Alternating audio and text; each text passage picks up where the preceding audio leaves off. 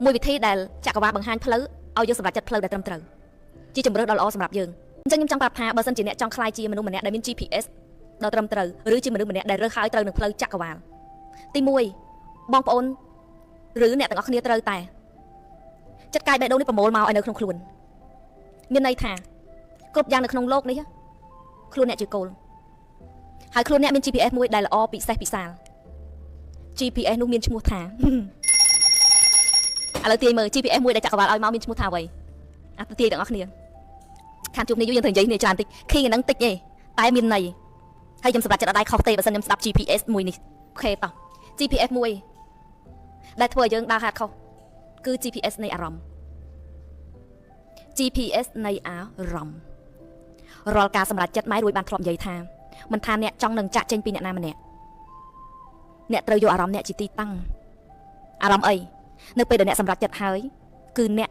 កមានអារម្មណ៍ថាវាស្រឡះទោះបីវាលំបាកបន្តិចតែអ្នកមានអារម្មណ៍ថាអារម្មណ៍មួយនឹងវាស្រឡះទោះបីអ្នកត្រូវឆ្លងកាត់គេខ្មាស់ឆ្លងកាត់ការនិន្ទាពីអ្នកណាឆ្លងកាត់ការមិនពេញចិត្តជាមនុស្សពីមនុស្សជាច្រើនតែអ្នកមានអារម្មណ៍ថាក្នុងខ្លួនអ្នកវាស្រឡះល្អមានអារម្មណ៍ថាសប្បាយចិត្តមានអារម្មណ៍ថាធ្វើឲ្យដូចដកបន្លាចេញពីដើមទ្រូងកូនដឹងអត់ខ្ញុំឆ្លង moment ជាច្រើននៅពេលដែលយើងខ្ញុំមួយថ្ងៃនេះខ្ញុំឆ្លងអាហ្នឹងមកដែរ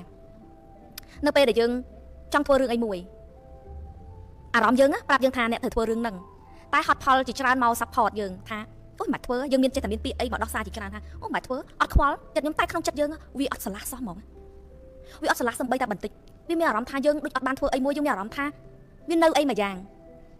ងបងប្អូននឹងមិនអត់នៅពេលដែលយើងបានធ្វើវាពឹបគឺស្រឡះហ្មងទោះបីវាកាត់ភាពខ្ជិលរបស់យើងវាកាត់អ្វីដែលយើងគិតថាយើងយកហេតុផលមក support វាហើយយើងថាចេះអូខ្ញុំមានភាសាប្តីប្រពន្ធទៀតថាអូនៅខ្វល់អីនោះនេះណាន់តែទៅពេលតែក្នុងចិត្តវាអត់ស្រឡះសោះក្នុងចិត្តវាអត់ស្រឡះក្នុងចិត្តវាអត់មានភាពស្រឡះក្នុងចិត្តហ្មងវាមានតែវាអេអូអីអត់អញ្ចឹងណាចាអញ្ចឹងអត់ទេគ្រប់រឿងរ៉ាវទាំងអស់មិនថាសម្ព័ន្ធភាពមិនថាអ្វីក៏ដោយរាល់ការសម្រេចចិត្តរបស់ត្រឹមត្រូវរបស់អ្នកអញ្ចឹងបានម៉ែរួយតែងតែប្រាប់ថាកូនកុំសម្រេចចិត្តទៅតាមមាត់អ្នកណាម្នាក់ដែលគេឲ្យ idea មកយើងព្រោះគេមិនអាចដឹងពីគ្រប់យ៉ាងនៃយើងមានតែ GPS របស់អ្នកណាគឺ GPS របស់អ្នកនោះអត់មានយករបស់អ្នកណាមកជំនួសបានទេមិត្តភក្តិដ៏ស្និទ្ធស្នាលញ៉ាំបាយចានជុំគ្នាតែនៅពេលដែលស្បីតែប្តីប្រពន្ធយើងឬក៏ឪពុកម្ដាយយើងនៅពេលដែលគាត់ឲ្យ idea មកតែក្នុងអារម្មណ៍យើងវាអត់ស្រឡះសោះក៏យើងអាចយកតាមគាត់បានដែរតែកុំធ្លាក់លងមួយដែលយើងធ្វើដើម្បីគេហៅថាបំពេញមុខមាត់ខ្លួនឯងបំពេញនៅតម្រូវការភ្នែកអ្នកដទៃហើយខ្លួនយើងនឹងវាអាត្មានិយមតែចិត្តដ៏ជ្រៅអារម្មណ៍ដ៏ជ្រៅរបស់យើងវាមានកូនទូចមួយដែលវាកប់ក្នុងនឹងថាខ្ញុំអត់ស្រឡះទេ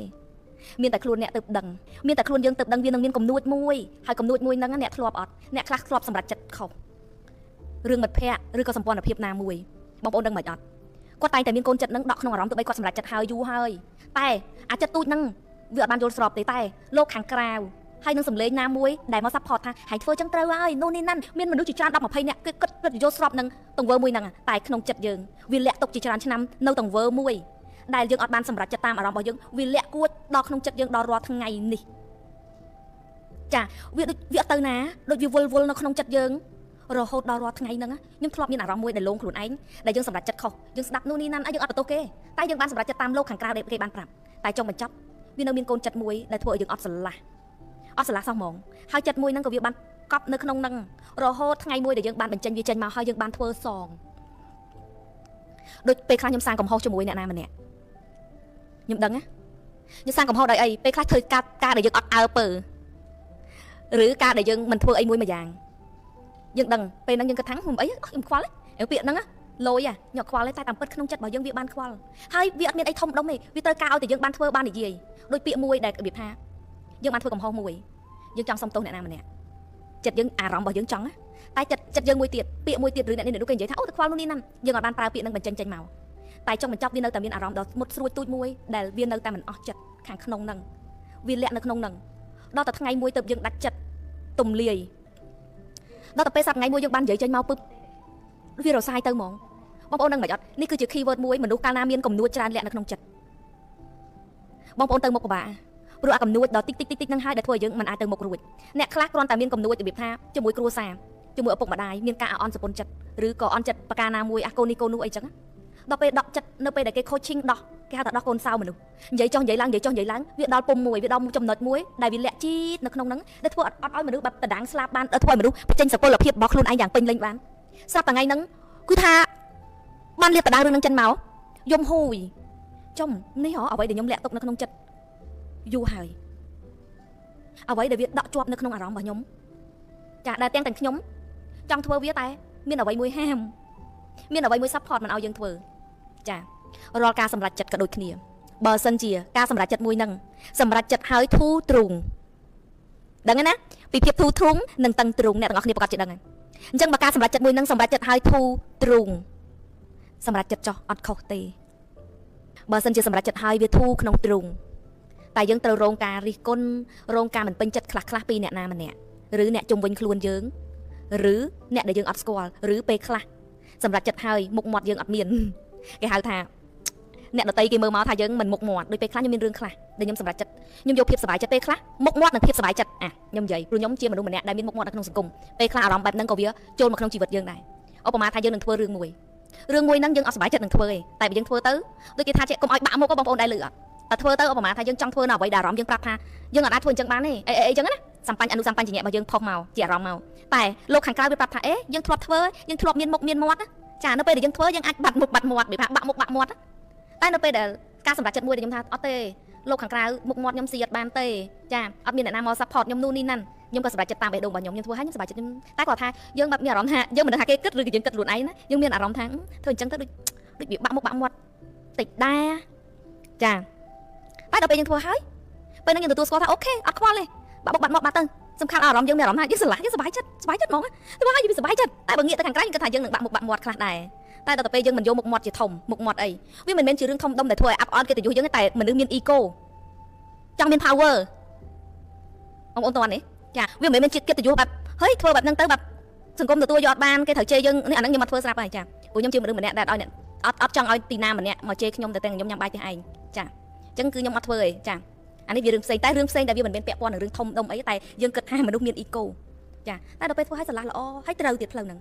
គឺអត់ឲ្យយើងមានសម្ពាធអ្វីព្រោះមនុស្សខ្លះមនុស្សជាច្រើនសុខចិត្តដើរផ្លូវមួយដែលមានសម្ពាធតែមិនឲ្យសង្គមខាងក្រៅមកមើលងាយឬក៏មិនឲ្យសង្គមខាងក្រៅមកវាតម្លៃឬក៏មិនឲ្យសង្គមខាងក្រៅមកកាត់ក្តីថាខ្លួនឯងអត់ល្អបងប្អូនតន់ទេសាងសម្ពាធនឹងឲ្យខ្លួនឯងដើម្បីឲ្យមនុស្សនៅជុំវិញខ្លួនឬមនុស្សនៅក្នុងប្រទេសនេះមើលឃើញថាយើងល្អចង់បានការទទួលស្គាល់ពីលោកខាងក្រៅតែអ្នកត្រឡប់មកសាងសម្ពាធឲ្យខ្លួនឯងទាំងចិត្តរបស់អ្នកវាមិនស្រឡះនឹងការធ្វើមួយនឹងទេយូរតន់ទេអានេះសំខាន់ណាស់មនុស្សត្រូវដើរលើផ្លូវនឹងគ្រប់គ្នាតែម្ដងវិថីនៃជីវិតត្រូវតែឆ្លងកាត់បើច្បាប់ស្រូបទាញ21អាភិនិហាគេហៅថាអន្លង់នៃការឲ្យមនុស្សទទួលស្គាល់តែខ្លួនឯងមិនបានទទួលស្គាល់យកអ្វីទៅធ្វើនឹងឯងវាមានអ្វីមួយដែលជីតនៅខាងក្នុងដែលជាអ្វីដែលយើងដឹងហ្មងថាខ្លួនយើងសប្បាយចិត្តនឹងការធ្វើឯងចាអញ្ចឹងកុំរើសផ្លូវហ្នឹងតែក៏ធ្លាប់មានដែរដែលបខំចិត្តមែនតែវាជារឿងអីតិចតួចដែរទេរឿងលុយរឿងកាក់អីតិចតួចអាហ្នឹងយើងគិតថាវាមិនជាអីធំដុំតែរាល់ការសម្រេចចិត្តពេលខ្លះយើងសម្រេចចិត្តអ្វីមួយគឺយើងដើម្បីតម្រូវចិត្តអ្នកណាម្នាក់ទាំងខ្លួនយើងមិនព្រមទទួលយកអញ្ចឹងអានេះក៏អត់បានដែរច្បាប់នៃការស្រូបទាញគឺច្បាប់នៃខ្លួនអ្នកជាគោលតែសុំអ្នកកុំអាត្មានិយមនៃការធ្វើមួយហ្នឹងកុំប៉ះពាល់ដល់អ្នកដទៃកុំបំពានអ្នកណាដូចរាល់ការធ្វើរបស់ខ្ញុំដែរបំពានអ្នកណាទេចាតែខ្ញុំធ្វើគ្រប់យ៉ាងគឺពេលខ្លះគេមើលមកដូចខ្ញុំល្ងងតែខ្ញុំនៅតែធ្វើព្រោះខ្ញុំគិតថាខ្ញុំធ្វើឲ្យខ្ញុំសប្បាយចិត្តចាខ្ញុំធ្វើឲ្យសប្បាយចិត្តអញ្ចឹងគឺខ្ញុំធ្វើទោះបីអ្នកខាងក្រៅមើលមកថាខ្ញុំល្ងងតែខ្ញុំនៅតែធ្វើព្រោះភាពសប្បាយចិត្តរបស់ខ្ញុំភាពសប្បាយចិត្តអីអារម្មណ៍ខ្ញុំស្រឡះល្អដូចពេលខ្លះចឹងខ្ញុំដឹងថាការជួយហ្នឹងគេមើលមកគេថាអូមិនជួយមិនអីណាមិនជួយអ្នកក្រៅនៅក្នុងកន្សោមតំណាងចឹងតែបេះដូងខ្ញុំប្រាប់ថាខ្ញុំចង់ជួយខ្ញុំមានហេតុផលទៀតអារម្មណ៍ខ្ញុំនៅពេលដែលខ្ញុំអត់បានជួយបងប្អូនខ្ញុំដេកលក់ខ្ញុំអត់ស្រឡះចិត្តអញ្ចឹងខ្ញុំចង់បញ្ចប់ខ្ញុំត្រូវតែធ្វើរឿងហ្នឹងតតែបានរហូតដល់ខ្ញុំមានអារម្មណ៍ចេះអូយស្រាខ្លួននៅពេលដែលបានធ្វើហើយបាននិយាយហើយយើងស្រាខ្លួនដោយសម្លៃអញ្ចឹងយើងនឹងមានសក្តានុពលធម៌ពលចិត្តរបស់យើងនឹងបដោតពេញទំហឹងលើអ្វីដែលយើងត្រូវធ្វើដូចជាការងារមុខរបររបស់យើងវាអត់បានទាញធម្មតាបងប្អូននឹងអត់ធម៌ពលដួងចិត្តមាន100 យើងចាយប្រមាណភាគរយ 50% ទៅធ្វើការចាឬ 10% ទៀតទៅលើអ្នកនេះ 10% ទៀតទៅលើអ្នកនោះ 20% ទៅលើរឿងនេះ 30% ទៀតទៅលើរឿងមួយនោះចង់បញ្ចប់ថាមពល 100 អត់បាននៅខ្លួនយើងអញ្ចឹងកិច្ចការបងប្អូនចំណាំមើលអ្នកដែលមានពុំច្រើនអ្នកដែលមានចំណុចអីនៅក្នុងខ្លួនច្រើនណាគាត់អត់អាចរកខ្លួនឯងឃើញចំណាំមើលអ្នកនៅក្នុង flow ច្បាប់ស្រូបទាញដល់ peak បំផុតគឺអ្នកដែលស្រឡះខ្លួនស្រាលខ្លួននឹងសូម្បីតែរឿងជីកចក់បែបហ្នឹងក៏អត់មានដែរគឺស្រឡះខ្លួនទាំងអស់រាល់ការសម្រេចចិត្តគឺប៉ក់ទោះបីយ៉ាងម៉េចបងប្អូននឹងមិនអត់នៅពេលដែលខ្ញុំសម្រេចចិត្តអីមួយខ្ញុំតែសួរខ្លួនឯងថារឿងនេះសម្រេចចិត្តបែបនេះសម្រេចចិត្តឲ្យសម្រេចចិត្តតើនឹងមានអ្វីបែបកើតឡើងយើងក៏អត់ខូចចិត្តដែរយើងក៏អត់ខូចចិត្តដែរដូចសម្ព័ន្ធភាពអញ្ចឹងវាដល់ពេលដល់វេលានៃការជ្រើសរើសទោះបីអ្នកដតីមើលមកមិនតែបើចិត្តយើងទទួលលេងបានហើយយើងត្រូវធ្វើតាមបេះដូងយើងយើងអាចនឹងអង្គុយបៀមព្រោះជីវិតរបស់យើងជាអ្នកដើរទៅឬសម្ព័ន្ធភាពមិត្តភក្តិណាមួយដែលវាដល់ផ្លូវត្រូវចែកផ្លូវគ្នាអ្នកក៏ត្រូវទទួលស្គាល់យកការពិតថាពេលខ្លះយើងអាចจะស្ដាយមិត្តភាពយូរឆ្នាំតែនៅពេលដែលក្នុងអារម្មណ៍យើងแบบយើងទទួលយកបាននៅទង្វើនៅការគិតរបស់គេហើយแบบរាប់គ្នាទាំងแบบល្អតាមមុខមិនទទួលយកអត់បានវាមានអារម្មណ៍ថាវាខ្ញុំអត់ចេះរាប់ហ្មងចាល្អតាមមុខអត់ចេះរាប់ទេអ្នកដែលខ្ញុំរាប់ទាំងអស់គឺខ្ញុំរាប់ដោយចិត្តតំណាងដូចគ្នាចានេះជាចំណុចខ្ញុំធ្វើបានខ្លាំងទៀតជួយសួរតែបងខ្ញុំចាវារវងក្រុមគ្រួសារវាតែតែមាននេះនោះឯងខ្ញុំមិនយកមកនិយាយឲ្យអ្នកទាំងអស់គ្នាដឹងទេតែគឺមានខ្ញុំអត់ចង់ជាប់អ្នកណាទេតែខ្ញុំសម្រេចចិត្តហើយខ្ញុំដែរស្ដាយក្រោយព្រោះអីចិត្តខ្ញុំស្រឡះហើយហ្នឹងមានរឿងអីកើតឡើងខ្ញុំទទួលយកបានដែរព្រោះខ្ញុំដឹងចាអញ្ចឹងបងប្អូនខលហេតុអីខ្ញុំតំណាងចាក់ចេញក៏គ្មានលឺមាត់ឬក៏นู่นនេះណាន់អត់ទេខ្ញុំអត់ត្រូវការមកនិយាយវិញញែកទាំងអស់សំខាន់ខ្លួនខ្ញុំដឹងថាខ្លួនខ្ញុំធ្វើអ្វីសំខាន់ខ្លួនខ្ញុំវាស្រឡះល្អហើយខ្ញុំដេកលក់ចង់អ្នកដតីនិយាយអីថាអីតអង្គុយបកស្រាយមែនតអង្គុយមកហែកកដាឡាយមែនអត់ទេសំខាន់ខ្ញុំសួរខ្លួនឯងខ្ញុំស្រឡះអត់ការសម្រេចចិត្តមួយហ្នឹងខ្ញុំសប្បាយចិត្តអត់អូខេខ្ញុំសប្បាយចិត្តអញ្ចឹងខ្ញុំ move on ខ្ញុំដើរទៅមុខឃើញបងប្អូនឃើញហ៎ជីវិតខ្ញុំអត់មានរឿងអីមួម៉ងលាក់ទៅក្នុងចិត្តទេខ្ញុំគេងលក់ស្រួលបងប្អូនទាំងយប់ទាំងថ្ងៃឡើងគេងម្ដង2ម៉ោងធ្វើការចប់ដោយសារអីវាអត់មានរឿងមន្ទិលពីនេះពីនោះដែលវាដកជាប់ចិត្តព្រោះរាល់ការសម្រេចចិត្តរបស់យើងគឺយើងលះហើយសម្រេចចិត្តឲ្យភ្លាមគឺស្រឡះសម្រេចចិត្តឲ្យភ្លាមគឺស្រឡះសម្រេចចិត្តឲ្យភ្លាមគឺស្រឡះចាតោះនេះបងប្អូនអញ្ចឹងបងប្អូនត្រូវរើសចំណុចកណ្ដាលជាខ្លួនឯងតែខ្ញុំមុននឹងសម្រេចចិត្តអីមួយខ្ញុំធ្វើអស់ចិត្តហើយខ្ញុំធ្វើអស់ល្អអស់ចិត្តខ្ញុំប្រាប់ហាមអាត្មានិយមហើយកុំចូលជើងខ្លួនឯងថាខ្ញុំធ្វើឲ្យសុបាយចិត្តមនុស្សអាត្មានិយមទៅបីធ្វើថាខ្លួនឯងត្រូវល្អតែវានៅតែមានកូនចិត្តដែរឡើងគេដៃលុយគេនិយាយអត់កុហកអ្នកណាបានអ្នកកុហកខ្លួនឯងមិនបានពាក្យនេះជាពាក្យពិត 100% ញ៉ាំ collagen ក្មេងជាងវ័យចាក្មេងជាងវ័យហ្មងអញ្ចឹងឈប់35នេះបាត់ជាប់បាត់អាចរយប្រកែពិសេសចាហើយអ្វីដែលសំខាន់កុំភ្លេចជាមួយនឹងវីតាមីនកំមុំ SOVF ស្ត្រីមានបញ្ហាខ្លាំងណាស់ធ្លាក់សស្បូនលាន់ដឹងធ្វើអីបាត់ទេចាស្បូនលាន់ឬដូចផោមហ្នឹងស្បូនលាន់បើបងប្អូនមានបញ្ហាស្បូនលាន់ចាអញ្ចឹងគឺវីតាមីនកំមុំ SOVF បងប្អូនអត់មានសំណើមជាពិសេសវ័យដែលធ្វើការវ័យដែលយើងចាប់ផ្ដើមមានកូនមានអីឲ្យគិតច្រើនចាអត់មានសំណើមទេចាអ្នកខ្លះវ័យតែ20ជាងអស់សំណើមវ័យ30ជាងអស់សំណើមញ៉ាំ SOVF តែ4ថ្ងៃជាប់គ្នាមានសំណើមហើយទាំងណែនមួយទឹកចាអ្វីដែលសំខាន់គឺបាត់ធ្លាក់សធ្វើឲ្យបងប្អូនជឿជាក់ជាពិសេសបងដែលសម្រាប់បុតហើយទឹកដោះក៏មានច្រើនហើយអ្វីដែលពិសេសទៀតគឺជួយឲ្យស្បូនយើងរត់ចូលកន្លែងដើមវិញលឿនជាងមុនហើយអ្វីដែលមិនល្អគឺធ្លាក់ឲ្យឆាប់មករដូវវិញ